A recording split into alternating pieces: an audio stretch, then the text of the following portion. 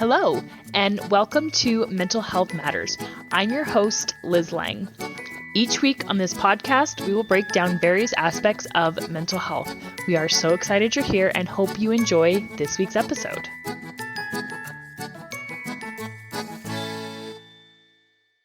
Hey guys, Liz Lang here with Jeremiah and Selina Woodruff from Core Connection. And this week we are very excited to welcome another guest who actually is their daughter, Kaylee.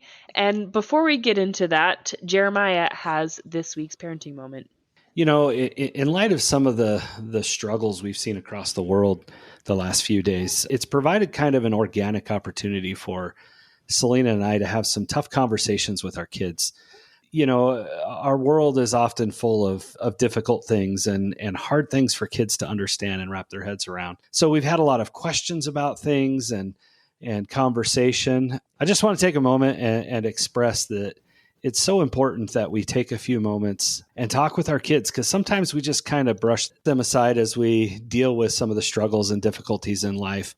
But the reality is that your kids are experiencing some of these things too, and probably have a more difficult time than you do making sense of what's going on. And so for Selina and I, we felt like it's been a really just a great opportunity to have conversations about hard things, about difficult things in the world, about the evils that exist in the world, and the way we treat one another and how we manage through those struggles and difficulties. We've been able to give them opportunities to open up about what they're experiencing and what they're feeling based on some of the events over the last couple of weeks. And it's just been such a great thing. And so we thought we would just share that with our listeners today.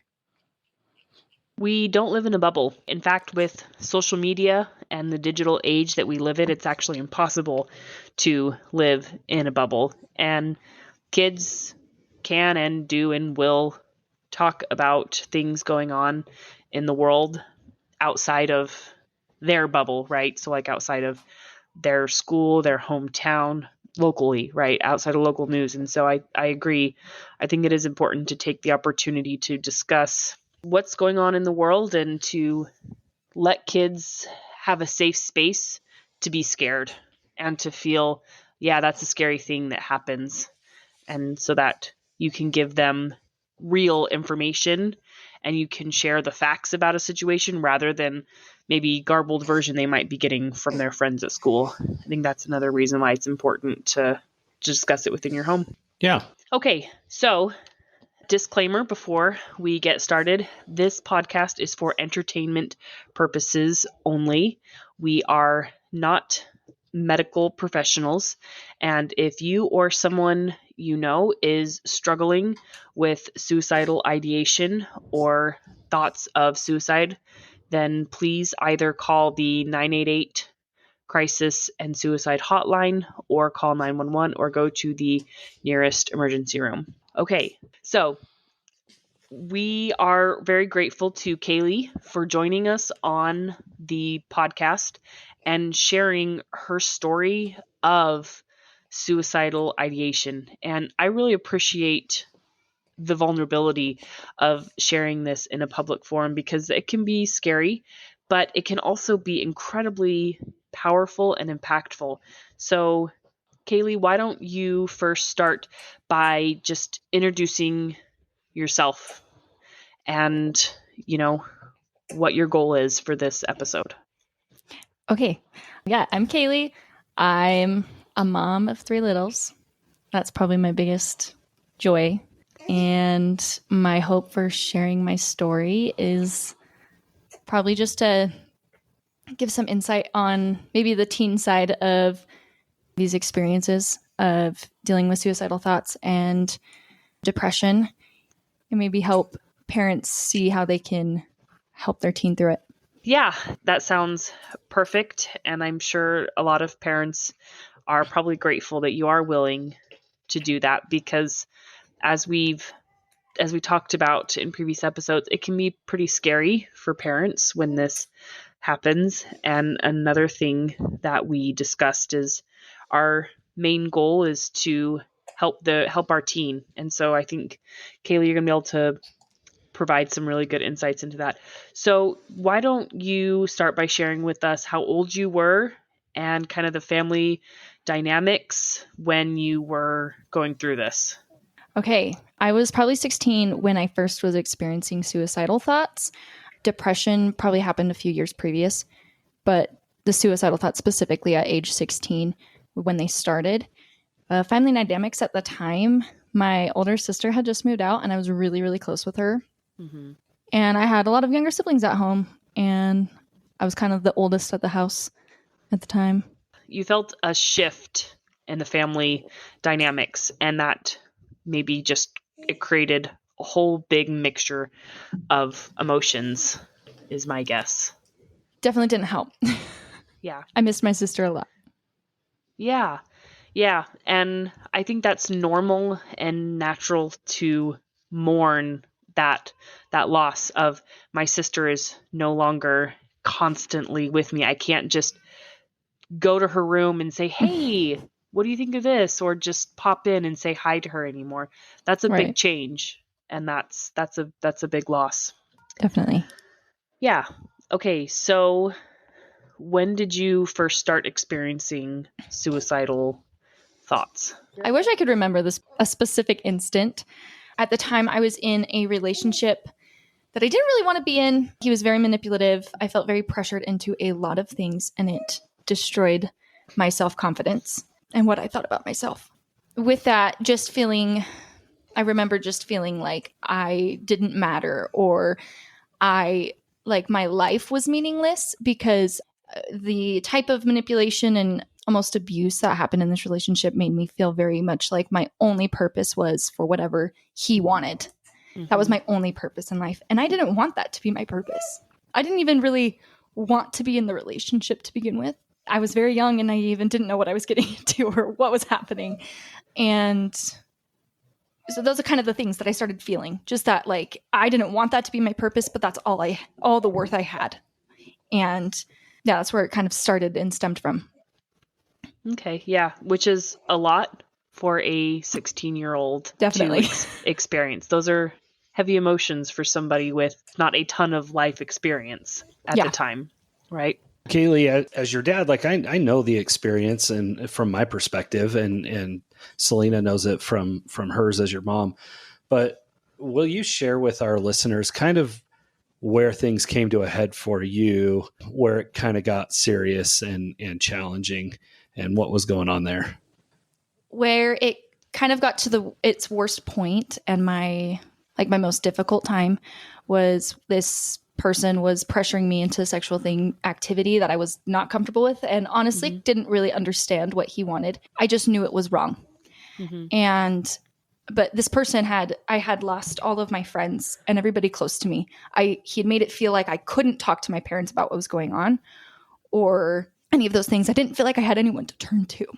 And it was at that point that I think I got to my worst of just not wanting to be here anymore. I didn't want to keep fighting him on those things that I wasn't comfortable with. And he had made me feel like that was all the value I had.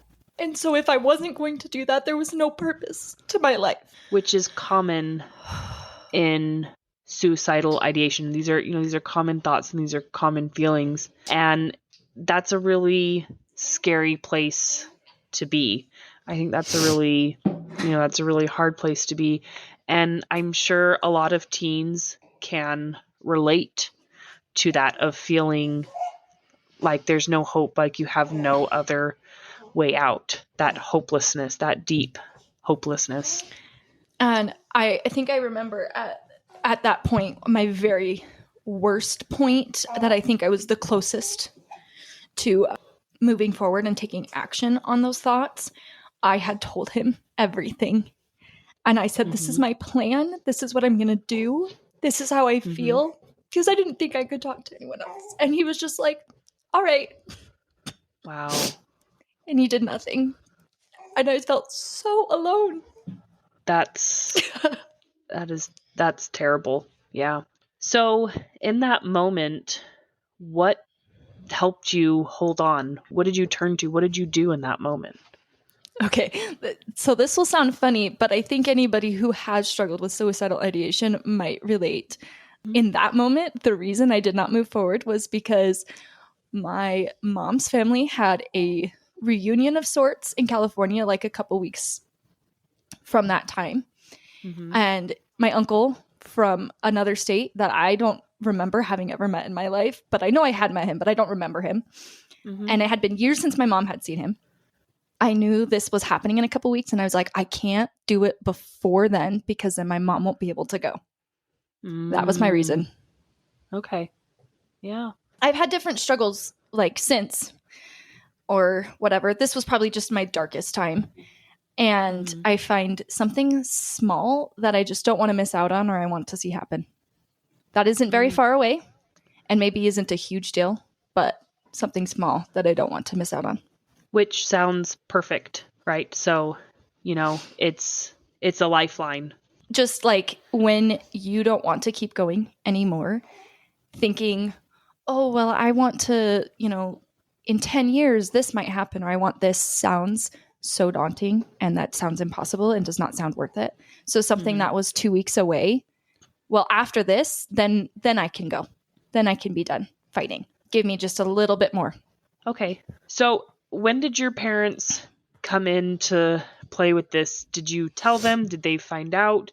How did that go down? So what kind of came first was they found out about the extent of the relationship that I was having with this person. They didn't know the extent of it, and they read some text messages and that they found concerning for a 16-year-old to be receiving. My parents found out and put an end to it, I guess is the best way to put it.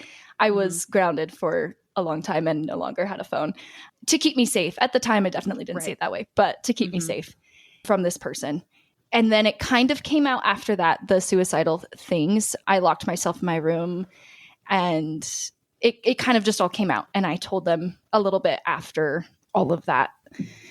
There were things that we had to do as parents that most parents don't want to have to do to make sure that she was safe. The relationship was very dangerous, and we understood that based on the limited information that she had shared with us at that time and what we knew. And so we knew that we had to end the relationship at any cost. And sometimes as parents, we get to that point, right, where we have to intervene. Typically, I wouldn't advocate for parents forcing a relationship to end, but when someone's life's at risk, I certainly would. And so we did what was necessary.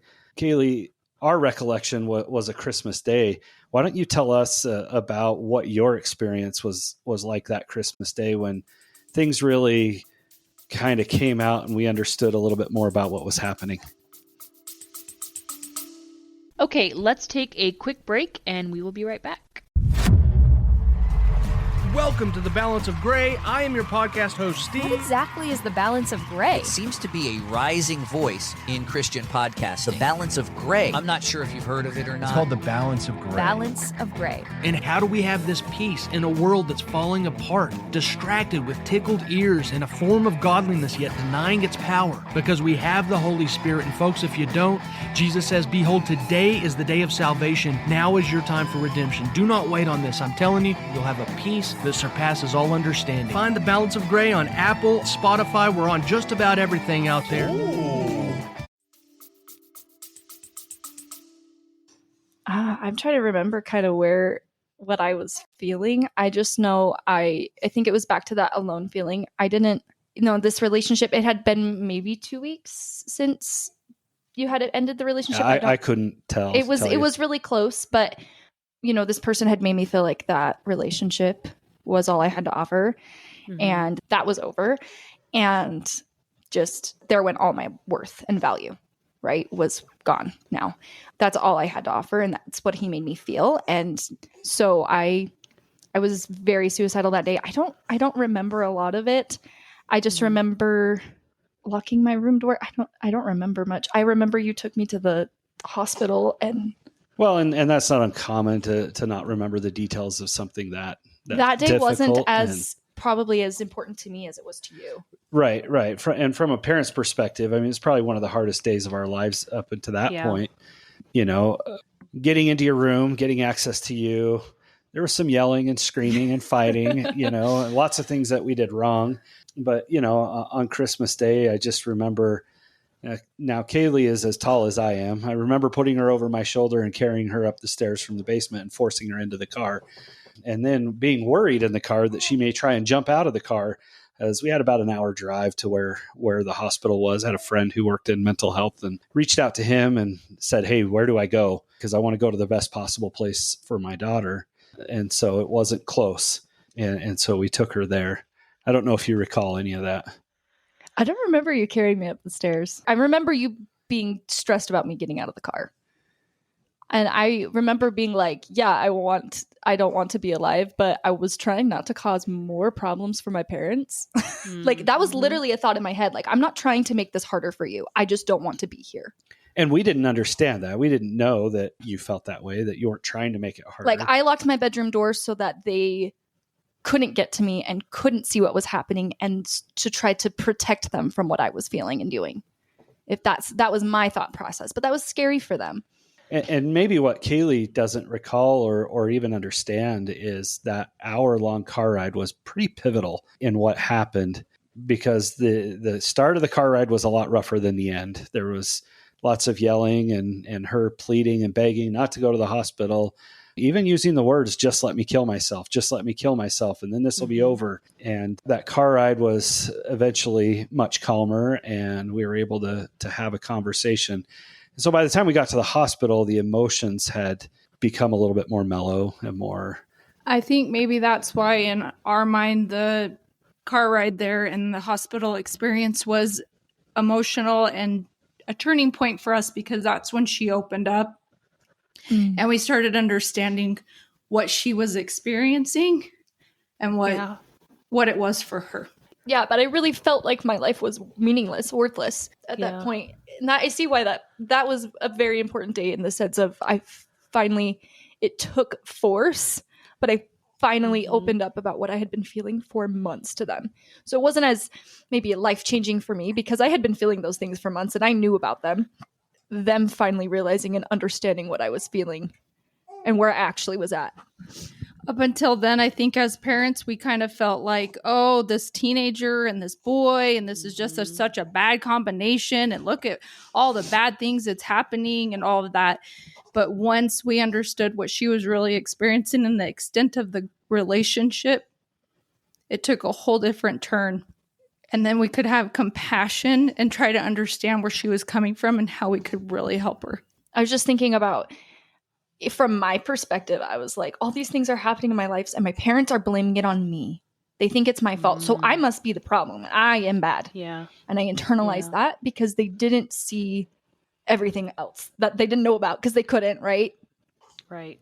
But I was like, this relationship with the boy, it was very much like, you made these poor choices and you know this is wrong or whatever. And so I felt like I was the problem. Whereas it was more that they just didn't understand how I got there or what I was actually experiencing and what was really happening. And it's interesting. We had first been introduced to this boy sometime before the relationship started. And I knew, like, I don't know, intuition or what it was, but I knew. I made comments about it, that there was an issue with this young man and that it would be a problem. And it certainly proved itself true. Do you remember, like, your experience at the hospital? It was pretty brief. I wonder if you remember that as well. I just remember the person there thinking we were crazy for being there. Because I was, like, calm. Yeah. I was fine at that point. They actually didn't think that. That might have been your perspective. Maybe the thoughts in my head were, this person's going to think I'm crazy for being here because I'm looking fine. Because they wanted to admit you. Did they really? Yeah. See, and again, when we go through these tough things, sometimes we don't recall the details. So we took her to a behavioral health center, not an actual like 911 emergency room. Yeah. They didn't have any beds available, but they determined that she should be admitted based on what she was sharing and what had happened. And did I share things with them? Yeah, but not a lot. Okay. It was pretty brief. So it happens in an intake and they're pretty brief and just some overall general information. They wanted to transport her to the closest emergency room because they didn't have a bed, and they would do that for observation. They wanted to put her in an ambulance, and I kind of stepped in at that point and said, no, you're not going to do that, because I know my daughter, and I know if you do that, we're going to go back to where we were an hour ago, and she's going to freak out. And she agreed with that. Kaylee said, no, I'm not getting in an ambulance. And So we ended up actually having to get the director involved because I said, well, what happens if I just take her home? Well, we're going to call CPS and the police are going to come to your house and probably take her anyway and blah, blah, blah. And I said, well, I don't really care about that. Like, I'm not afraid of CPS coming. I'm not doing anything wrong. So they got the director involved and we had some more conversations. And the director said, well, as long as you guys are going to bring her back to the hospital, if things escalate again, then you can take her home. I just knew her well enough to know that sitting in a hospital was actually going to make it much, much worse, rather than being in a center where she could receive actual help. That's not going to be the case with everybody. I want to be really clear about that. I want to be clear that might not always be the right choice. And so together with the team there at the behavioral center with Selina and I, we made the decision. We already had her scheduled with a therapist to see a counselor. She was feeling a lot more confident and comfortable, and we were able to go home from there. So I don't know what you remember about that, but it's kind of interesting to see the different perspectives, though, and what happens in these situations. Well, I don't think I was present for those conversations. She was, but all of those conversations. Mm-hmm. Okay, well, I don't remember them. Well, I just remember they didn't have a bed, and that we decided for me to do therapy instead. That's all I remember. Okay. Well, and we watched things very close. In fact, I think you slept on our floor in our room for months, for quite some time, for us to be able to take turns watching and making sure that things were okay. And that wasn't the end of the story. I mean, there's still lots of struggles to be had and professional help to be utilized throughout that process. Yeah. And real quick, going back to in this behavioral health center, it sounds like what you had was because this is obviously a traumatic experience. And so it's fairly common to block out aspects of a traumatic experience. So it's not surprising that you don't remember a lot of it, because I think that's honestly okay, right? I'm okay with it. Yeah. Yep. Yeah. So once you started therapy, now this is, I think, another important aspect of mental health to talk about, is sometimes we don't always jive with the therapist, and sometimes it's not always the first therapist, right? Sometimes we need to seek another therapist. So can you share kind of this experience of what therapy was like for you? Was it helpful? Did you have to find a different one? How was that process for you? So the therapist that I saw right after all of this experience, she was great for what I was dealing with. And I ended up seeing her for a few months. I don't remember how long it was. And she was fantastic, but I definitely was not ready to, at the time that I saw her, to like divulge everything and get into everything. I was like, I'm doing this because my parents are making me to do it. Okay. Yeah. But it did help a lot of things. It helped me find a new purpose in my life and kind of get over some of those initial things. But a lot of the deeper healing from some of the other traumatic things that happened within that relationship, I was not prepared for. And so years later, I get married and I'm remembering things that I didn't know happened or didn't remember happened until years later. And then I went through the process of trying to find a therapist. And I had been through, I think it took 3 before I found one that I liked and I really got along with and who was really helpful for me. As a mom in a world that I had never been experienced or exposed to, maybe you went to the therapist for me, because the few times I was able to visit with her, she taught me invaluable things that I still use to this day to help me to know how to deal with my kids. And I think it opened up a world to us of mental health, and it's helped me to understand and to learn. I'm always trying to learn and understand these things so that I can help the people that I love and care about, not just my kids, but other people that are in my influence. It opened up a world to me to think in a different way. So for me, that experience with her going to a counselor opened up a world and started my passion for learning about mental health and helping other people and understanding what others are experiencing. So yeah, this was an extremely powerful family experience that, obviously affected everybody and in different ways. And I think, it was a powerful learning experience. So going back to when you first started therapy, you felt like it was helpful. So do you feel like there was a definitive endpoint of I'm no longer suicidal, or my depression is just under control, or was it just this really long, slow, gradual process where it's like, I feel like I'm okay now? Definitely slow and gradual. Okay. Because I think throughout that process, there was still some really low lows and some really hard and dark times. And it definitely took longer. And where it kind of, okay, maybe I'm not like, my life is meaningless and pointless, but I still have these thoughts from time to time. And then those kind of slowly get away, but maybe I'm still struggling with sad or heavy feelings.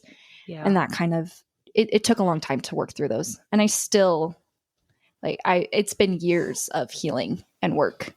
Yeah, and typically when we go through something as difficult and traumatic as that, is there's not just like a switch that gets turned all of a sudden and now we feel better. Oh, we saw the therapist 3 or 4 times and now I'm great. It is definitely a process of work and effort, just like anything in our lives. It's not easy. And I think I'm really curious, Kaylee, if you could share with our listeners maybe some of the things that Selina and I did that were helpful, and maybe some of those things that weren't so helpful, to kind of give our listeners a little bit better understanding of how to help their kids when they're struggling. Okay. I think if I could give advice on what not to do, I think the first thing is if your child is acting in a way that isn't like them or isn't like you taught them, ask. Ask what's going on, get details.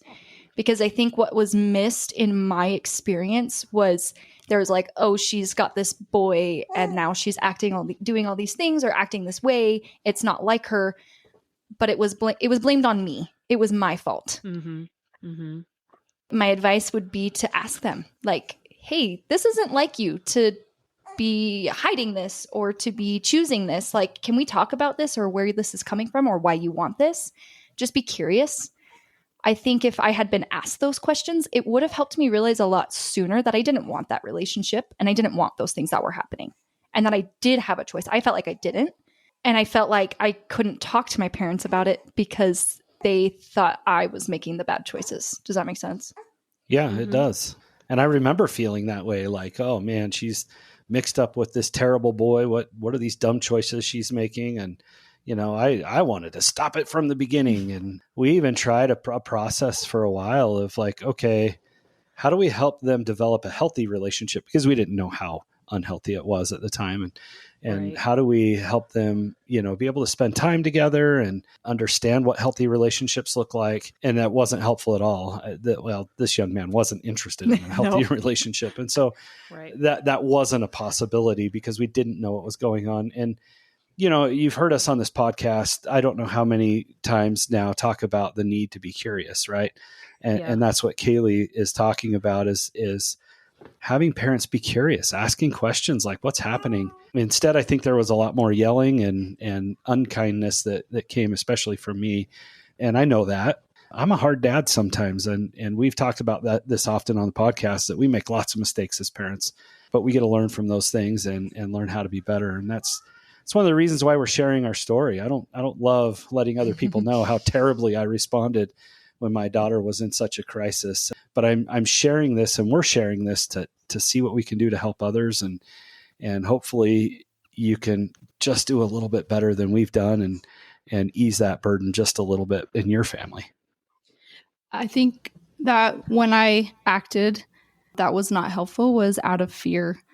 I didn't know, I didn't understand, and I just wanted it to all go away. I just wanted to go back and have my little girl and have that relationship and have her to be happy and not feel this way. And so I think if anything, if you could not have fear, which I know that would be extremely hard, but maybe empowering and finding resources and finding the help that you need to help you to be able to operate in a different space than fear would be helpful.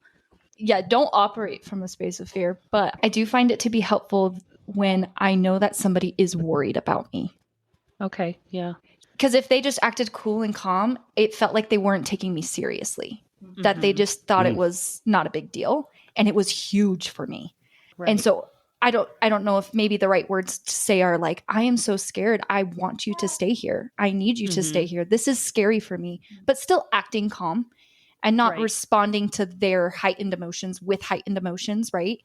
But express that you are scared. I am scared. This is scary. I don't know how to handle this.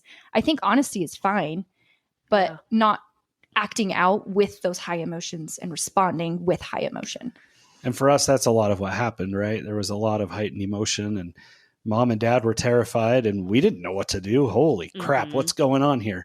And it was definitely a scary time. And, I can look at it now and go, oh, good grief, that was a terrible way to respond. But again, we learned from those things. And I think one of the key takeaways here is that if your child is struggling with suicidal ideations or anything big, sometimes it's really good for parents to get help too. In fact, most of the time, it's really good for parents to get help because you likely haven't navigated these waters yourself. Even if you had struggles as a kid with the same kind of thing, it's very different being in the parent role. Yeah. And so getting help could be pretty powerful. Is there anything that you feel like your parents did that was helpful in kind of turning things around? Well, you were talking about carrying me up the stairs. One thing that was very helpful was having those super strict boundaries in place when I was struggling with the ideation to that extreme point. I know no teenager's going to like it, and they're probably going to fight back. If they don't, they're probably not a teenager. But those very strict and protective boundaries, and they did not let me cross those boundaries or break those rules. And it felt a little bit constrictive at the time, but it saved my life. And that was absolutely necessary. And then what my dad was saying, parents getting help, I definitely saw a change in them as they talked to a therapist. Our relationship was so much better once we started to both work through it. Well, and sometimes our relationships are greatly strengthened. We talk so much about connection and the need for that connection. Sometimes our relationships can be greatly strengthened going through these hard things together based on the way we handle it. I learned some really hard things about myself through this process. I know Selina did. And I think we have the relationship today we do because of some of those hard things. Even though it wasn't ideal, we didn't always do it right, but it definitely was a source of building, and it took a long time. And there were still times when Kaylee went away to school. There were times that we didn't really sleep much and worried and stressed about how she was doing and where was the depression at, and do we need to worry about her? Do we not need to worry about her? There's just a lot there. But one thing that comes to mind that I keep thinking about is intuition. At least that's what we're going to call it on this podcast. I think there's maybe a better word for it, but for the purpose of our podcast, we're just going to call it intuition. I know that there were times that Selina just knew exactly what to do, what to look at, and what to check on that made a significant difference. There were the same thing for me, even just something that was really silly. At least it seemed silly to me. I was at Costco one day and walked by a teddy bear, and I just felt this overwhelming need to purchase that and give it to Kaylee. And I thought, well, that's silly. I don't do stuff like that. And that's just not really who I am. And that teddy bear still sits on her couch or her bed or wherever it's at in her home. My kids play with it now. Yep. It's a kid toy now, but that was something that she must have needed at that time. And so I guess what I'm trying to share here is that as parents, you need to pay attention to those feelings because they're going to come. And if you're not in tune with those and you're not paying attention, you might miss opportunities to be more aware or to intervene or to help, whatever that might be in the situation. I don't know what your thoughts were on that teddy bear. Yeah, that teddy bear meant a lot. My dad is not a gift giver. And I don't remember what you told me. You had some whole thing you told me when you gave it to me, but I don't recall now what it was. It was something along the lines of like, friends will hurt you, but this is to remind you that like someone always cares about you. Something along those lines. And no, that teddy bear has gone everywhere but my mission because it did not fit in my suitcase. That's true. I remember. It's not a very small teddy bear. No, that was huge for me. It showed me my dad and I didn't always have a great relationship up until that point. And I felt often like he did not care or that I wasn't good enough for him. I don't know exactly how to express that feeling. And it was that point that I recognized that he was worried and he cared for me and he wanted me to be there. He wanted me there. So from an outsider's perspective, this is human beings having very real human experiences that require growth. And usually with growth, there's some pain. There's a lot of growing pains, right? They're very real. And I really appreciate everybody's vulnerability in, and sharing this and sharing all these experiences, because this is really heavy and hard to go through. And, I think what's most important is look at where we are today. And hopefully that can give somebody else hope. Kaylee is here smiling, happy. She has 3 beautiful children and she's doing a podcast with her parents. And so, that could be, again, just be something that people can hold on to and hold out hope for. Of this was a hard, scary thing to go through, but in the end, it brought us closer together and we found a deeper way to connect to each other, is, I think, a really important takeaway from this. I think it's also important, Liz, to recognize that this isn't the outcome for everybody. Yeah. And we want to recognize those who have had to deal with suicide in a much more real way, because it does happen and it's very difficult and challenging. And I would just encourage our listeners and those who are struggling with this to seek the help that's out there. There is so much help available.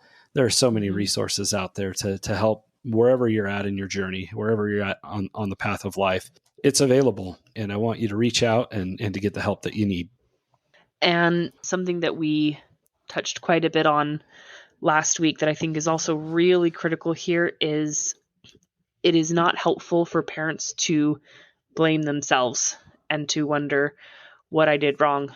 And so if you are somebody who has experienced something similar, but maybe the outcome was worse, don't blame yourself. That's a dark road to go down. And, again, just kind of echoing what Jeremiah and Selina have both said, and Kaylee agreed with, is get yourself some help. I think that's the most important place to start, is get help. Okay, so Kaylee, thank you again for coming on and sharing such a vulnerable and really incredibly powerful story with all of our listeners. We really, really appreciate it. And I feel confident that this is going to help and touch the lives of a lot of people. This was highly impactful for, I think, everybody experiencing this episode today. All right, so next week we are going to get into questioning beliefs, and we will see you all then. Have a question? How about a topic you'd like us to cover? Send us an email at mentalhealthpod21@gmail.com.